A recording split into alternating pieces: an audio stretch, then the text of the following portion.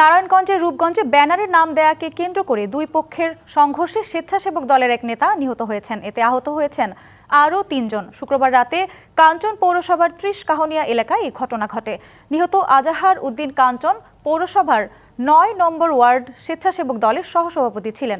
দলীয় নেতাকর্মীরা জানান, শনিবারের একটি দলীয় কর্মসূচিকে সামনে রেখে শুক্রবার রাতে কাঞ্চন পৌরসভার ৯ নম্বর ওয়ার্ড বিএনপির কার্যালয়ে নেতাকর্মীরা আলোচনায় বসেন। এক পর্যায়ে কর্মসূচির তালিকায় নামের অবস্থান নিয়ে স্বেচ্ছাসেবক দলের সভাপতি সবুজের সঙ্গে যুবদল কর্মী রাজীব হোসেনের কথা কাটাকাটি শুরু হয়। বাকবিতণ্ডার এক পর্যায়ে রাজীবের সহযোগী হাসান সহ কয়েকজন উত্তেজিত হয়ে সবুজ সিনিয়র সভাপতি আজহার, যুবদলের সভাপতি রিপন ও ইমরাতকে মারধর করেন। এ সময় রাজীবের ঘুষিতে গুরুতর আহত হয়ে মাটিতে লুটিয়ে পড়েন আজহার।